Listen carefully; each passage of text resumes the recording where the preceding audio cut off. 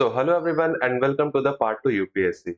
हम लोग फॉलो कर रहे थे हमारा कंप्लीट इकोनॉमी सीरीज और लास्ट क्लास में हमने देखा था मनी मार्केट क्या होता है और कौन-कौन से टूल्स होते हैं मनी मार्केट के। आज के इस वीडियो में हम ये जानेंगे कि आखिर कैपिटल मार्केट क्या होता है। तो the capital market is a market for long term funds with a maturity ranging from more than 1 year. तो जब भी किसी को पैसे चाहिए होंगे 1 साल से ज्यादा के लिए, लॉन्ग टर्म फंड्स की अगर रिक्वायरमेंट होगी, तो वो कहा जाएगा कैपिटल मार्केट में। तो इस कैपिटल मार्केट को हम लोग फर्दर क्लासिफाई करते हैं दो अलग अलग सेगमेंट्स में, जैसे कि primary segment, that is primary market, और सेकेंडरी मार्केट। तो जैसा कि नाम से ही लग रहा है, प्राइमरी मार्केट जो कि सबसे पहले आएगा, और सेकेंडरी मार्केट जो कि सेकंड में आएगा, प्राइमरी मार्केट के बाद आएगा। तो आखिर ये दोनों के बीच का डिफरेंस होता क्या है? क्या होता है प्राइमरी मार्केट और क्या होता है सेकेंडरी मार्केट? तो primary market is a market where new securities are issued by companies for the first time. जब कोई भी कंपनी या कोई भी ऑर्गेनाइजेशन सबसे पहले अपना कोई भी सिक्योरिटी इशू करेगी, तो उसे हम कहेंगे प्राइमरी मार्केट। आप इसे इस तरीके से देख सकते हैं, जब आपको अगर फोन चाहिए होता है, आप डायरेक्ट स्टोर पे गए, आपने फर्स्ट हैंड खरीदा, तो वो क्या है? वो आपका प्राइमरी मार्केट है। उसी तरीके से कैपिटल मार्केट में जब भी कोई चीज पहली बार इश्यू होगी, जहां न्यू सिक्योरिटीज इश्यू होंगी फर्स्ट टाइम्स, तो उसे हम बोलेंगे primary market. This is also called the new issue market, इसे हम बोलते हैं न्यू इशू मार्केट। उसी तरीके से सेकेंडरी मार्केट क्या हो गया? वैसा मार्केट जहां पे पहले से किसी ने सिक्योरिटीज खरीद रखे हैं और उसका खरीद बिक्री हो रहा है, that are traded among investors without the involvement of the issuing company. इसे ही हम स्टॉक मार्केट भी कहते हैं या फिर स्टॉक एक्सचेंज के नाम से भी जानते हैं। तो हमें ये याद रखना है, जब भी कोई चीज पहली बार आए मार्केट में, तो दैट इज प्राइमरी मार्केट। और अगर वही चीज दोबारा एक बार किसी ने खरीद ली है और वो आपस में ट्रेड कर रहे हैं, तो उसे हम कहेंगे सेकेंडरी मार्केट। अब अगर इन दोनों को अच्छे से डिफरेंशिएट किया जाए, तो हम लोग इस टेबल में देख सकते हैं कि प्राइमरी मार्केट को हम लोग न्यू इशू मार्केट भी कह सकते हैं, जबकि सेकेंडरी मार्केट है स्टॉक एक्सचेंज, जहां पे सारे एक्सचेंज होते हैं स्टॉक के शेयर्स के, और इसीलिए इसे सेकेंडरी मार्केट भी कहा जाता है। Primary market deals with issuance of new securities, जो भी नए सिक्योरिटीज आएंगे, फर्स्ट टाइम आएंगे पब्लिक के लिए, वो आएगा किसमें? प्राइमरी मार्केट में।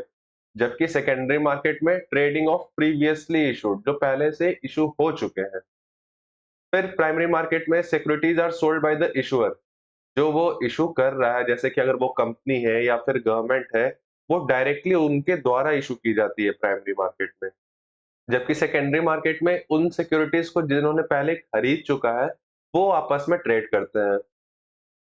Primary market transactions help companies raise capital to fund business operations और एक्सपेंशन।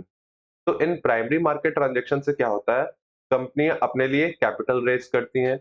अगर उनको अपना बिजनेस को एक्सटेंड करना है, फैलाना है, तो उन्हें पैसा चाहिए होगा, या फिर अगर वो अभी कंपनी स्टार्ट ही कर रहे हैं, तो उन्हें जो कैपिटल चाहिए होगा वो कहाँ से लेके आते हैं? प्राइमरी मार्केट से। जबकि सेकेंडरी मार्केट में कंपनियों को क्या मिलता है? It provides liquidity to investors. ये इन्वेस्टर्स को लिक्विडिटी मिलता है, उनको पैसा मिलता है, by allowing them to buy and sell securities easily. Prices of securities in the primary market are determined by the issuer based on market demand and supply. तो ये प्राइमरी मार्केट में जो सिक्योरिटीज के प्राइसेस होते हैं, उन्हें set कौन करता है? जो इशूअर होता है वो खुद। वो कंपनी खुद से डिसाइड करेगी मार्केट में कितना डिमांड और सप्लाई है, उस हिसाब से वो अपना रेट फिक्स करेगी। मान लेते हैं, जैसे कि एक एग्जांपल लेते हैं कि ये एक अडानी ग्रुप है, तो अडानी ग्रुप ने अपना सबसे पहला बार प्राइमरी मार्केट में एक शेयर निकाला, उसका प्राइस उन्होंने रखा ₹250। तो ये 250 उन्होंने कहाँ से रखा? कि मार्केट की डिमांड और सप्लाई के अनुसार। अब ये प्राइमरी मार्केट में आ चुका है, ये ₹250 का एक सिक्योरिटी अब आ चुका है प्राइमरी मार्केट में, तो इसे बहुत सारे इन्वेस्टर्स ने खरीदा होगा। अब उन इन्वेस्टर्स को, यहाँ पे जो हम लोग बात कर रहे थे लिक्विडिटी की, अब मान लीजिए इन्वेस्टर्स ने ऐसा 10 खरीद लिया, 10x खरीदा, तो उनके पास आ गया कितना? ₹2500 का शेयर। अब उन्हें पैसे की जरूरत है, और ये खरीदने के 3 महीने 4 महीने गुजर गए हैं। तो सेकेंडरी मार्केट में बाकी सारे लोग भी होंगे जिन्हें कि अडानी का स्टॉक चाहिए होगा, शेयर चाहिए होगा, और अब इसका डिमांड बढ़ चुका है। ये ₹250 के शेयर का दाम हो गया है ₹270। तो जब ये इन्वेस्टर अब ये सेकेंडरी मार्केट में जाके बेचेगा, तो 270 इंटू 10 उसे कितना मिलेगा? 2700 रुपए। और इस तरीके से उसका 200 का क्या हो गया? प्रॉफिट भी हो गया।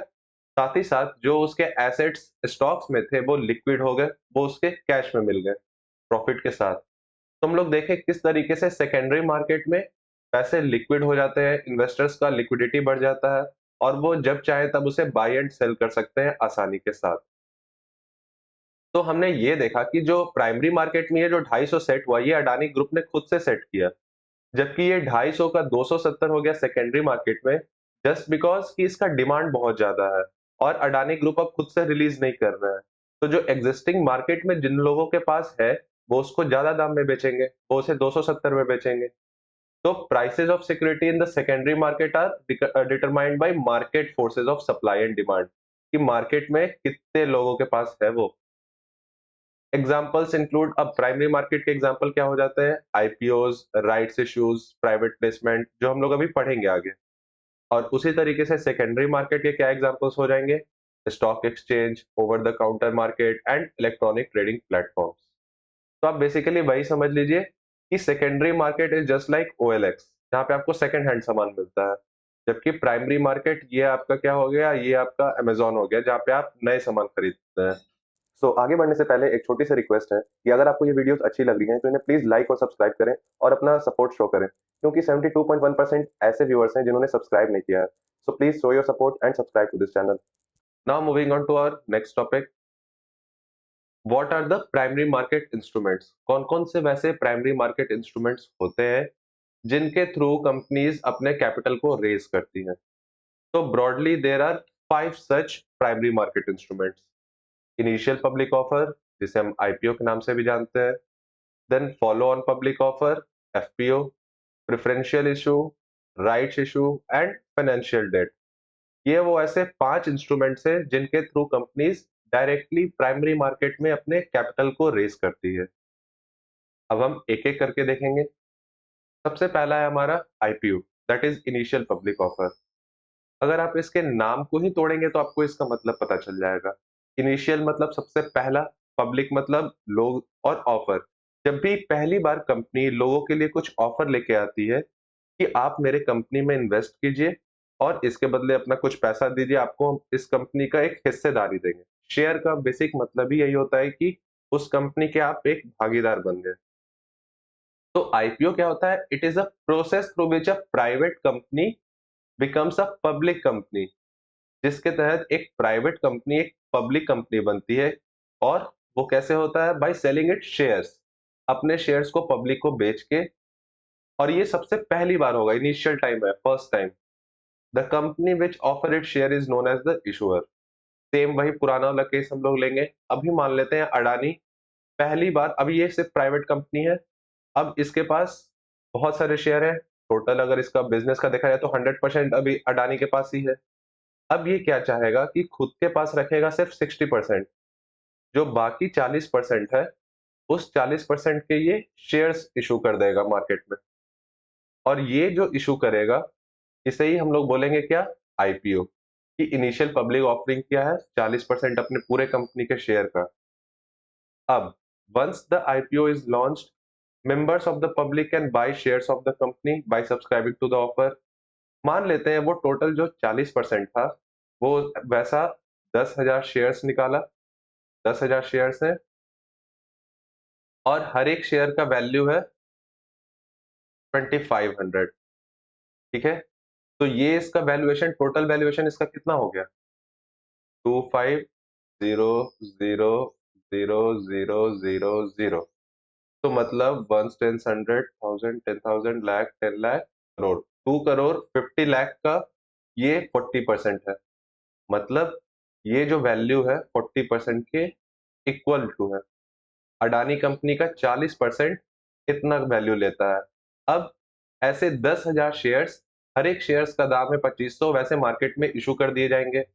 अब मेरे आपके जैसे लोग वो भी चाहेंगे कि हम भी इस आईपीओ में अपना पैसा इन्वेस्ट करें, तो वो जितना अपने हिसाब से हो सके, कोई 5 शेयर, कोई 10 शेयर, कोई 2 शेयर, 1 शेयर, ऐसे खरीद लेगा इस प्राइमरी मार्केट में। तो ये है कॉन्सेप्ट आईपीओ का। Once the IPO is launched, members of the public can buy shares by subscribing to the offer if the demand for the share exceed the supply। अब ऐसा हो गया, ये सारे के सारे 10,000 शेयर्स का डिमांड बहुत ज्यादा बढ़ रहा है, सब कोई चाह रहा है इसमें पैसे इन्वेस्ट करना। then the share price may go up, and if the demand is lower than the supply the share price may go down। या फिर ऐसा भी हो सकता है कि सब लोग बोले कि अरे नहीं नहीं, अडानी पे तो अभी बहुत सारा केस चल रहा है, लफड़ा है, हम इसके शेयर में अभी पैसा नहीं डाल लेंगे। तो इस तरीके से क्या होगा, शेयर का प्राइस कम आ जाएगा कि 2500 पे कोई नहीं लेना चाहेगा। आप इसका एग्जांपल देख सकते हैं कि जुलाई 2021 में Zomato launch its IPO and offer its shares to the public. The IPO was over subscribed, बहुत सारे लोगों ने जोमेटो का आईपीओ खरीदा था, which means that the demand for share was higher than the number of shares. जैसे कि number of shares यहाँ पे 10,000 थे, वैसे ही इसके पास भी कुछ नंबर्स होंगे और उससे ज्यादा उसका डिमांड था। तो एज अ रिजल्ट क्या हुआ, share price of Zomato increase on the day of listing, providing significant returns to the investors who subscribe to the IPO. आपने बहुत लोग को देखा होगा कि जो आईपीओ में पैसे इन्वेस्ट करते हैं वो खुश इसीलिए होते हैं। अब जैसे ये 10,000 शेयर्स है, इसके लिए एक डेट इशू कर दिया गया कि मान लेते हैं 20th ऑफ दिसंबर को अडानी इसे इशू करेगी, और उसने पहले ही बोल दिया है कि मेरे पास सिर्फ 10,000 शेयर्स हैं, जिन जिन को चाहिए वो अप्लाई कर दे। अब जितने लोगों ने इसमें अप्लाई किया है, जरूरी नहीं है कि सबका एप्लीकेशन को एक्सेप्ट किया जा सके। अब उन 10,000 के लिए मान लेते हैं 10,000 शेयर्स के लिए 30,000 लोगों ने अप्लाई कर दिया कि मुझे भी चाहिए, मुझे भी चाहिए। तो जाहिर-सा बात है 20,000 को तो नहीं मिलेगा। तो वो जितने 10,000 लोगों को मिला 2500 के दाम पे, अब 20,000 लोग तो ऐसे जिन्हें चाहिए लेकिन मिला नहीं। तो जिस दिन वो आईपीओ लिस्ट होगा, उस दिन ही उसका प्राइस इतना ज़्यादा बढ़ जाएगा क्योंकि बाकी 20,000 लोग उसे लेने के लिए तत्पर हैं। तो वो 2500 का सीधा 5,000, 6,000 इस तरीके से हो जाता है। इस कारण से हम देखते हैं कि आईपीओ में जितने लोग इन्वेस्ट करते हैं, उनका इनिशियल डे पे बहुत ज़्यादा प्रॉफिट होता है। उसके बाद फिर कंपनी का जैसा परफॉर्मेंस होता है, उस हिसाब से चलता है। बट ये जो क्योंकि उनका डिमांड बहुत ज़्यादा होता है, इस कारण से उसमें इन्वेस्टमेंट अपॉर्चुनिटी बहुत अच्छा होता है। तो this is how IPO works, initial public offer. Now moving on to our next topic, that is FPO. ये just follow on public offer है, आईपीओ का नेक्स्ट पार्ट। जैसा कि नाम से ही लग रहा है, it is when a company that is already listed on the stock exchange. अब आईपीओ में क्या था कि पहली बार वो कंपनी लिस्ट हो रही थी, पहली बार अडानी कंपनी मार्केट में आ रही थी। फॉलो ऑन में क्या हो गया है कि अब उसके पहले से मार्केट में 1000 शेयर्स हैं। अब इन 1000 शेयर्स में अडानी ने बोला कि मैं 500 शेयर्स और ऐड कर रहा हूँ, 500 शेयर्स को फिर से ऐड किया। तो ये क्या हुआ, इसका फॉलो ऑन हुआ। तो इसीलिए ऐसे पब्लिक ऑफरिंग्स को हम लोग बोलते हैं follow on public offers. FPOs are similar to IPOs, but companies only use FPAs to raise more fund, while IPOs are when a company goes public for the first time। तो जाहिर सा बात है FPOs तभी offer करती है company जब उन्हें और फंड चाहिए होता है। मान लेते कुछ एक अपना कंपनी को एक्सपैंड करना है, उस समय हमें और कुछ ये चाहिए, पैसे चाहिए होते हैं। तो उस सिनेरियो में कंपनीज अपना FPO लॉन्च करती हैं। Now comes preferential issue. अब ये प्रेफरेंशियल इशू क्या होता है? It is a method of raising capital by companies in which they offer shares to selected investors। अब नाम ही है प्रेफरेंशियल, मतलब किसे किसी ना किसी को तो यहाँ पे प्रेफरेंस मिलेगा। तो इसमें क्या होता है, कंपनी अपने शेयर्स ऑफर करती है कुछ सेलेक्टेड इन्वेस्टर्स को। अब जैसे कि कोई कंपनी है, उसके पता है कि ये 10-20 जो मेरे इन्वेस्टर्स हैं, ये हमेशा मेरे में पैसा लगाते हैं मेरे कंपनी में। अब अगर हम आईपीओ या एफपीओ निकालें तो ये एक लॉन्ग प्रोसेस होगा। तो हम सीधा-सीधा अपना जो ये शेयर है, इनको ही डायरेक्ट हम लोग ऑफर करते हैं कि आप वैसे भी तो खरीदिएगा ही, सीधा-सीधी आप मेरे से डायरेक्ट खरीद लीजिए।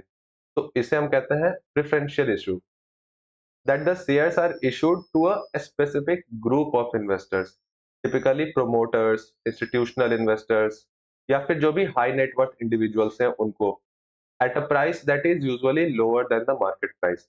और ये प्राइस जो रहेगा, कंपनी इसे मार्केट प्राइस से कम में रखती है। क्यों? क्योंकि उसे बाकी सारे आईपीओ रिलीज करने के में जो खर्चे लगते हैं वो सब उसे नहीं लगेंगे, और उसे आसानी से मिल जा रहा है, तो वो इसका प्राइस कम रखेगी और कुछ पोटेंशियल इन्वेस्टर्स के पास ही ये लेके जाएगी। तो ऐसे इशू को हम लोग बोलते हैं preferential issue. So preferential issues are usually made to raise capital quickly and to avoid the lengthy and complicated process। जो कि पब्लिक इशू में एक पूरा का पूरा डॉक्यूमेंटेशन का प्रोसेस होता है, सारे एप्लीकेशन एक्सेप्ट करना, उनको रिलीज करना, इन सब से बचने के लिए बहुत सारी कंपनियां प्रेफरेंशियल इश्यूज करती हैं। इसका भी एक एग्जांपल है आपका Adani ports and special economic zone limited. फरवरी 2021 में कंपनी ने अनाउंस किया एक preferential issue to raise around rupees 3000 crore, 3000 crore के लिए। This share were offered to a group of investor including a subsidiary of the Qatar investment at a price of rupees 800 per share. एक share का दाम रखा 800 रुपया, which was significantly lower than the market price of the shares at that time. The funds raised through this issue were to be used for debt अब इसके लिए इससे जितना भी पैसा कलेक्ट हुआ है उसका मेन उसका काम था अपने सारे डेट को चुकता करना और कैपिटल एक्सपेंडिचर में कुछ पैसे लगाना। तो वो इस तरीके से अडानी ने प्रेफरेंशियल इशू करके आराम से पैसे रेस कर लिए थे। नेक्स्ट है हमारा राइट्स इशू।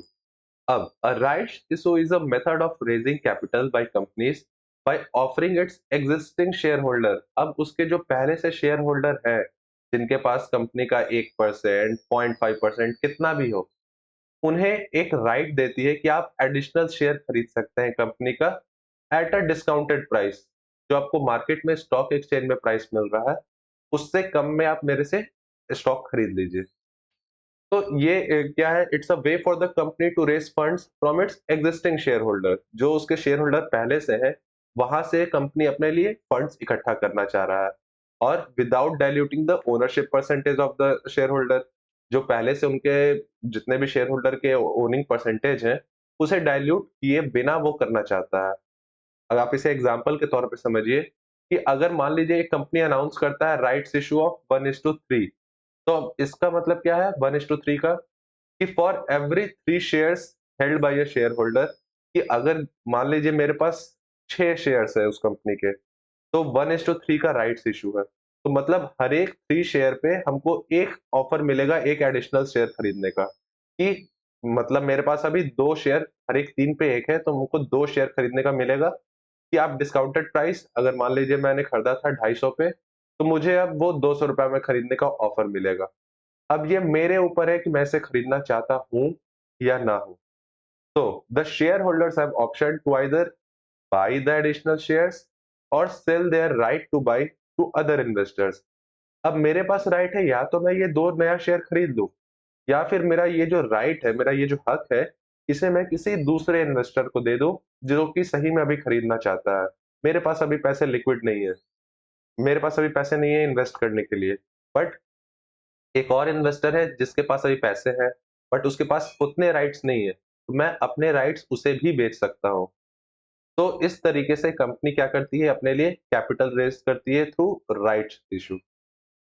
अब हमारा लास्ट बच जाता है फाइनेंशियल डेट, और ये बहुत ही सिंपल सा कॉन्सेप्ट है। डेट मतलब उधार। जिस तरीके से हमें अगर कुछ कभी पैसे की जरूरत होती है तो हम अपने फ्रेंड्स या रिलेटिव से कुछ पैसे लेते हैं, उस तरीके से कंपनी भी डेट लेती है। And financial debt refers to the debt incurred by financial institutions. तो ये डेट किसके द्वारा लिया जा रहा है? फाइनेंशियल इंस्टीट्यूशन से लिया जा रहा है, दूसरे कॉरपोरेशन से लिया जा रहा है। बहुत सारे ऐसे कंपनियां हैं जिनका मेन काम ही होता है सारे बिजनेसेस को फंड प्रोवाइड करना, और उनके थ्रू जितने उस फंड्स में उनको इंटरेस्ट मिलेंगे उससे वो अपना प्रॉफिट कमाती हैं। तो जब भी कोई कंपनी ऐसे फाइनेंशियल इंस्टीट्यूशंस और कॉरपोरेशन से अपने लिए पैसे रेज करती है उसे हम बोलते हैं फाइनेंशियल डेट। और ये डेट कौन कौन से फॉर्म में होता है? This include loans from bank, bank से जो लोन ली, कॉर्पोरेट बॉन्ड्स, अपना जो बॉन्ड्स इशू की, या फिर जितने भी अदर डेट इंस्ट्रूमेंट हैं, फाइनेंशियल एंटिटीज ऐसे बहुत सारे डेट इशू करती हैं। तो ये फाइनेंशियल डेट का मतलब ही सीधा हो गया उधार। इसमें जो आपको पैसे दे रहा है उसका कंपनी में कोई हिस्सेदारी नहीं है, उसके पास कोई शेयर्स नहीं है कंपनी के। वो सिंपली आपको पैसे दे रहा है और उस पैसे के लिए आप उसे कुछ परसेंटेज एक्स्ट्रा कमीशन दे रहे हैं, आपको चार्जेस के तौर पे, इंटरेस्ट के तौर पे दे रहे हैं। तो दिस इज फाइनेंशियल डेट। तो ये तो है financial debt. Non financial debt क्या हो गया? It is the debt incurred by non financial entities. अब इसमें आप मान लेते हैं कि आपने बैंक से लोन लिया, आपने एसबीआई से लोन लिया, आपने आईसीआईसीआई से लोन लिया, तो ये सब फाइनेंशियल इंस्टीट्यूशंस है, इसलिए इसे हम लोग फाइनेंशियल डेट बोलेंगे। नॉन फाइनेंशियल डेट वो हो गए जो कि डेट इनकर किए जाते हैं नॉन फाइनेंशियल एंटिटीज से। जैसे कि आपने अपने घर में ही किसी से पैसे लिए, गवर्नमेंट के बहुत सारे ऐसे स्कीम्स आते हैं, आपने उनके थ्रू अपने पैसे को रेज़ किया या फिर कोई नॉन प्रॉफिट ऑर्गनाइज़ेशन है, वहाँ से अब अगर आपने पैसे रेज़ किया, तो वो आएगा हमारा नॉन फाइनेंशियल डेट में। It includes debt related to personal consumption, government expenditures, infrastructure projects, and other non-financial activities. तो ये बेसिक डिफरेंस है फाइनेंशियल डेट का और नॉन फाइनेंशियल डेट का। तो these are basically the instruments of primary market. ये सारे जितने अभी हमने पढ़ा, ये सबसे पहली बार आता है मार्केट में, प्राइमरी मार्केट में आता है। अपने नेक्स्ट वीडियो में हम लोग ये देखेंगे कि सेकेंडरी मार्केट में कौन-कौन से आते हैं, उनमें क्या-क्या इंस्ट्रूमेंट होता है और वहाँ पे कैसे ट्रांज़ैक्शन किया जाता है। तो आज के लिए बस इतना ही, अब अपने नेक्स्ट वीडियो में मिलते हैं, तब तक के लिए all the best everyone and have a good life.